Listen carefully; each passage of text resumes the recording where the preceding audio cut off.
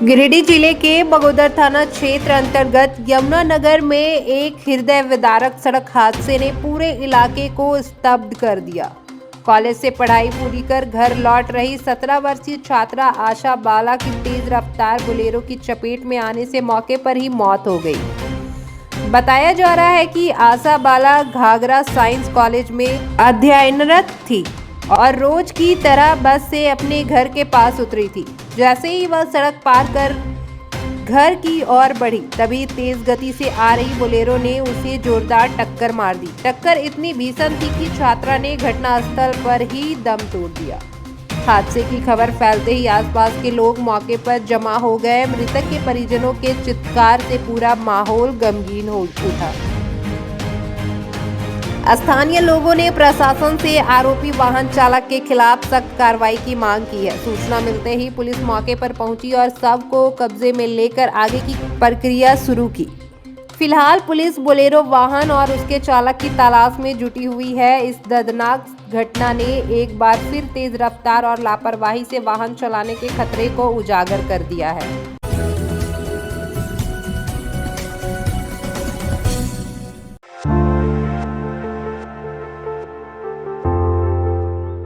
भारतीय communist party के कद्दावर नेता और जनप्रिय जननेता स्वर्गीय महेंद्र सिंह के 21वीं शहादत दिवस पर शुक्रवार को बगोदर में श्रद्धा संकल्प और संघर्ष का विराट संगम देखने को मिला।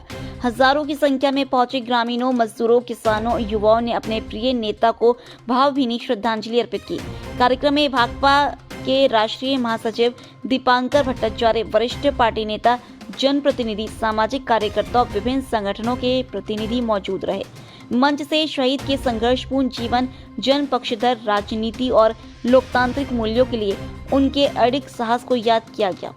वक्ताओं ने स्मरण कराया कि 16 जनवरी 2005 को गिरिडीह जिले में एक चुनावी सभा के दौरान महेंद्र सिंह की नक्सलियों द्वारा गोली मारकर हत्या कर दी गई थी। इस घटना ने न केवल झारखंड की राजनीति को झंझोर दिया, बल्कि देश भर में लोकतंत्र पर मंडराते खतरों की ओर भी ध्यान खींचा। गरीबों, मजदूरों, किसानों और शोषितों की आवाज बने महेंद्र सिंह ने अन्याय, सामंती उत्पीड़न, भ्रष्टाचार और सत्ता के दुरुपयोग के खिलाफ जीवन भर निर्भीक संघर्ष किया। अपने संबोधन में दीपांकर भट्टाचार्य ने कहा कि महेंद्र सिंह का बलिदान व्यर्थ नहीं जाएगा और समानता, न्याय व शोषण मुक्त समाज के उनके सपने को साकार करने के लिए संघर्ष और तेज किया जाएगा। उन्होंने युवाओं से शहीद की विचारधारा अपनाने और सच के पक्ष में खड़े रहने की अपील की। कार्यक्रम स्थल पर शहीद महेंद्र सिंह अमर रहे, इंकलाब जिंदाबाद जैसे नारों से माहौल गूंज उठा। जन सैलाब ने साबित कर दिया कि 21 वर्ष बाद भी महेंद्र सिंह जनता के दिलों में जीवित है।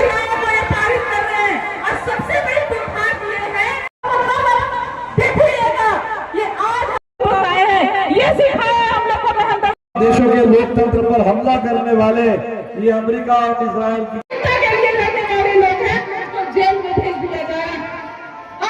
जहाँ भी कोई भी जोर जबरदस्ती हो, कोई अन्याय हो, कोई जुल्म हो, अत्याचार हो, बेटों को, अपने भाइयों को सकुशल वहां से वापस लाया है। इस बात के लिए कॉमरेड महेंद्र सिंह की धरती बगोदर और महेंद्र जी की इस विरासत को मैं सलाम करता हूं। आप तमाम साथियों को बहुत बहुत इस नए साल की शुभकामनाएं। हम तो बहुत सारे लोग जानते भी नहीं थे कि नाइजर कहाँ है। जब हमने सुना कि नाइजर में है तो पहले लोगों ने कहा कि नाइजर मतलब शायद नाइजीरिया है।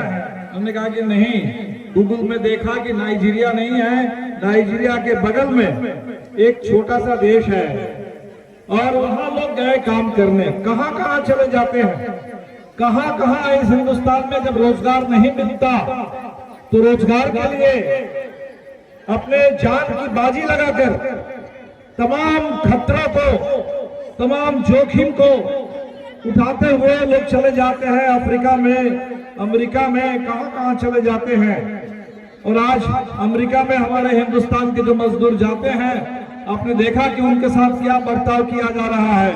उनको गैर कानूनी बता करके अपराधी की तरह उनके साथ सलूक करते हुए हवाई जहाज में बंद करके हथकड़ी बेड़ी लगा करके भेज दिया जा रहा है वापस। और हमारे इन साथियों को तो बंधक बना लिया गया था, बड़े मुश्किल से छूट करके आए हैं। तो साथियों, आज महेंद्र जी के 21वां शहादत दिवस के मौके पर हम लोग यहाँ आए हैं। हम सबने ये सुना है, बगोदर का हर एक बच्चा जानता है कि महेंद्र जी की हत्या कैसे हुई थी, कब हुई थी। महेंद्र जी की जब हत्या हुई थी, उस हत्या से चंद मिनट पहले, चंद सेकंड पहले उन हत्यारों ने उनसे पूछा, उनके नजदीक आकर के पूछा कि महेंद्र सिंह कौन है, और महेंद्र जी ने बताया कि मैं हूं महेंद्र सिंह, क्या बात है। और जैसे ही उन्होंने कहा तब तक गोलियां चली और महेंद्र जी शहीद हो गए।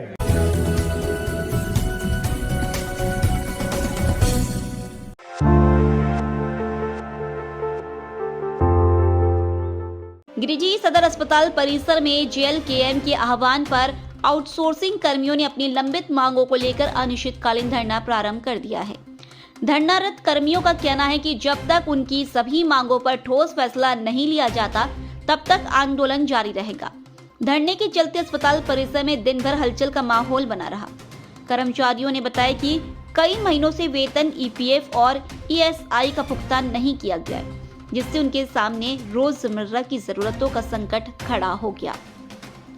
जेएलकेएम नेता नागेंद्र चंद्रवंशी ने कहा कि बार बार संबंधित अधिकारियों को अवगत कराने के बावजूद समस्या का समाधान नहीं किया गया। उन्होंने चेतावनी दी कि यदि जल्द कार्रवाई नहीं हुई तो आंदोलन को और व्यापक रूप दिया जाएगा। धरना स्थल पर मौजूद आफ्ताब आलम ने बताया कि सभी आउटसोर्सिंग कर्मियों को नियुक्ति पत्र देने, तकनीकी योग्यता रखने वाले कर्मचारियों को कुशल श्रेणी में शामिल कर मानदेय तय करने और हर माह की 7 तारीख तक भुगतान सुनिश्चित करने की मांग की जा रही है। इसके साथ ही अनुबंधित कंप्यूटर ऑपरेटरों के स्किल टेस्ट का परिणाम जारी कर पद बहाल करने और उपस्थिति से जुड़ी प्रक्रिया समय पर पूरी कराने की मांग भी शामिल है। वहीं कर्मी प्रतिमा सिंह ने कहा कि यदि प्रशासन ने जल्द सकारात्मक पहल नहीं की तो आंदोलन को और तेज किया जाएगा। समाचार लिखे जाने तक सदर अस्पताल प्रशासन की ओर से कोई आधिकारिक प्रतिक्रिया सामने नहीं आई है। स्थानीय लोगों का मानना है कि यदि स्थिति बनी रही तो इसका असर स्वास्थ्य सेवाओं पर पड़ सकता है।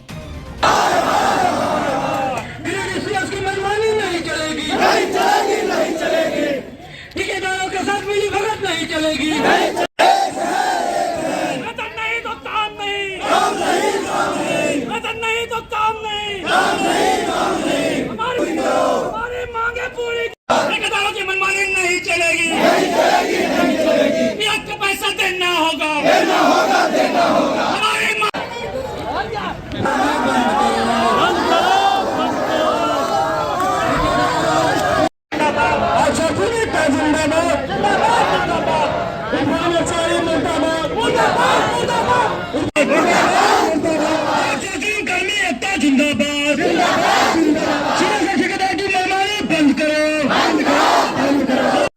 आज हम लोग यहाँ पे पूरे जिले के 700 स्वास्थ्य विभाग के आउटसोर्सिंग कर्मी और सफाई कर्मी के लंबित मांगों को लेके हम लोग अनिश्चितकालीन यहाँ धरना पे बैठे हुए हैं। पूर्व में भी हम लोगों ने कई बार धरना दिया, पुतला दहन किया, आंदोलन किया, सांकेतिक आंदोलन किया, लेकिन यहाँ का जो अस्पताल प्रबंधन है, यहाँ का जो आपका कंपनी है जो ये आउटसोर्सिंग का काम लिया हुआ है, उन लोग को कहीं को मतलब नहीं है। उन लोग को मतलब है मजदूरों से काम लेने का और उसको टॉर्चर करने का। यहाँ तक कि हमारे जो आउटसोर्सिंग कर्मी है, सफाई कर्मी है, अगर वो सैलरी मांगते हैं तो उनको धमकाया जाता है, तुमको काम से हटा दे देंगे। तो हमारा इस बार 7 सूत्री मांग को लेकर यहाँ हम लोग धरना बैठे हुए हैं और हम लोग ये धरना अनिश्चितकालीन धरना पे है। और मैं आपको एक बात ये भी बता देना चाहता हूँ कि अगर हमारी मांग पूरा नहीं होता है तो हम लोग ये अभी अनिश्चितकालीन धरना पे बैठे हुए हैं। हम मजबूर होकर हम भूख हड़ताल पे बैठेंगे। हमारी मांग जब तक पूरी नहीं होगी हम भूख हड़ताल पे भी यहाँ पे बैठेंगे। 7 सूत्री मांग क्या क्या है? मुख्य मांगे ने 7 सूत्री मांग की देखिए बैनर में सारा लिखा हुआ है। इसमें मुख्य रूप से इनको समय पे सैलरी नहीं मिलता है, पीएफ में बहुत सारा गड़बड़ी है। यहाँ के जो मैनेजमेंट है उनके द्वारा डराया धमका है। और मैं यहाँ के मैनेजमेंट को ये भी हम बोल देना चाहते हैं, चेता देना चाहते हैं, जो बार बार आप जो कर्मियों का शोषण कर रहे हैं, उनको धमका रहे हैं, आप चेत जाइए। अगर यही आपका रवैया रहा, सीएस यहाँ से चेंज हो जाएगा, कंपनी यहाँ से चेंज हो जाएगा।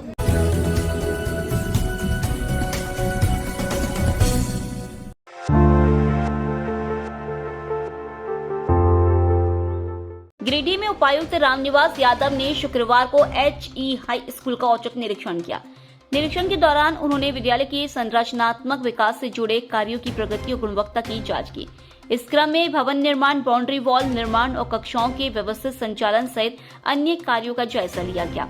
उपायुक्त ने संबंधित अधिकारियों को स्पष्ट निर्देश देते हुए कहा कि निर्माण कार्यों में गुणवत्ता से किसी भी प्रकार का समझौता नहीं किया जाएगा। उन्होंने कहा कि सभी कार्य पूरी पारदर्शिता और समयबद्ध तरीके से पूरे हों और निर्धारित समय सीमा के भीतर योजनाओं को पूर्ण किया जाए।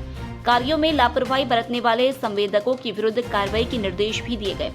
निरीक्षण के दौरान उपायुक्त ने विद्यालय के छात्रावास का भी निरीक्षण किया और साफ सफाई, पठन पाठन की गुणवत्ता, शिक्षकों की उपस्थिति एवं छात्र छात्राओं को मिल रही सुविधाओं की समीक्षा की। उन्होंने बच्चों से बातचीत कर उनकी पढ़ाई और समस्याओं की जानकारी ली और शिक्षकों को 100% उपस्थिति और गुणवत्तापूर्ण शिक्षा सुनिश्चित करने के निर्देश दिए। मौके पर अनुमंडल पदाधिकारी, गिरिडीह कार्यपालक अभियंता NREP सहित अन्य संबंधित अधिकारी उपस्थित थे।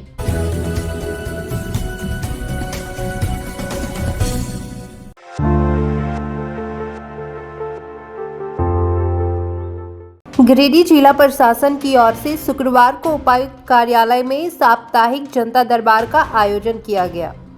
उपायुक्त श्री रामनिवास यादव ने जिले के विभिन्न प्रखंडों से आए नागरिकों की समस्याएं एक एक कर सुनी और संबंधित विभागीय अधिकारियों को मौके पर ही आवश्यक दिशा निर्देश दिए। जनता दरबार में कुल 62 आवेदन प्राप्त हुए, जिनमें बिजली विपत्र, भूमि विवाद, पेंशन, सामाजिक सुरक्षा, आवास, राशन कार्ड, रोजगार और पारिवारिक समस्याओं से जुड़े मामले प्रमुख रहे। उपायुक्त ने अधिकारियों को निर्देश दिया कि सभी आवेदनों पर संवेदनशीलता और समयबद्ध तरीके से कार्रवाई सुनिश्चित की जाए। इस दौरान उपायुक्त ने कहा कि जनता दरबार प्रशासन और आमजन के बीच संवाद का सशक्त माध्यम है। जनता की समस्याओं का त्वरित, पारदर्शी और जिम्मेदारी के साथ समाधान करना प्रशासन की प्राथमिकता है। कार्यक्रम के दौरान कई मामलों का मौके पर ही समाधान किया गया।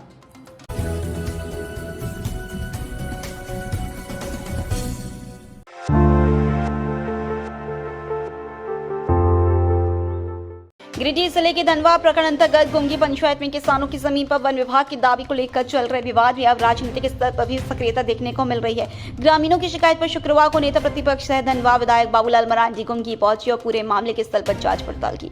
गुमगी पंचायत के मदन पहाड़ी से भैया बहन पहाड़ तक लगभग 80 हेक्टेयर भूमि पर वर्षों से खेती कर रहे किसानों ने आरोप लगाया कि वन विभाग इस जमीन को वन भूमि बताते हुए वन रोपण की योजना के तहत कब्जा करने की तैयारी कर रहा है। ग्रामीणों का कहना है कि उनके पूर्वज पीढ़ियों से इस भूमि पर खेती करते आ रहे हैं और उनके पास हुकुमनामा, बंदोबस्ती जैसे दस्तावेज भी मौजूद है। साथ ही अंचल कार्यालय से नियमित रूप से रसीद भी निर्गत हो रही है।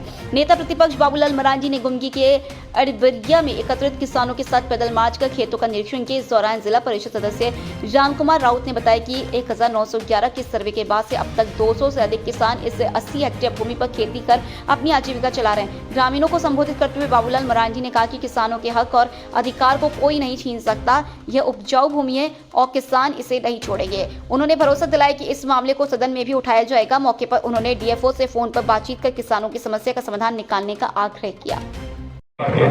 तो उसे तो पता चल जाएगी, तो इसीलिए आपके साथ इस 7 हेक्टेयर से उधर कम से कम 100 एकड़ खेत बना हुआ खेती बाड़ी का रुपये नहीं जाएगा। सब ले रहा है सर, सब ले रहा है। कैसे लेगा? अपना जो हमें 250 का लिस्ट बना लीजिए ना, बना दें और उसका जो है ना खाता या जो भी है रखा उसका जो है ना, भाई वर्षों से हम लोग जोत खोड़ कर रहे हैं।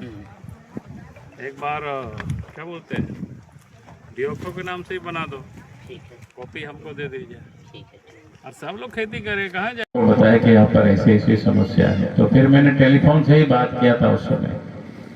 तो हमने कहा कि मैं जरूर आऊँगा, और जब लोग खेती बाड़ी कर रहे हैं तो उस किसी को छोड़ना नहीं है और उसको हम लोग लड़ करके जीतेंगे। और इस लड़ाई में हम आप सब लोगों के साथ हैं, गाँव वालों के साथ हैं, क्योंकि वास्तव में अभी तो मैंने घूम करके देखा, कुछ दूर तक हम गए और जब खेत बना हुआ है, वर्षों से खेती कर रहे हैं, और उस जमीन को अगर आज फॉरेस्ट कहे हमारी है, तो हमने कहा था कि भाई सरकार की ही तो सभी जमीन है,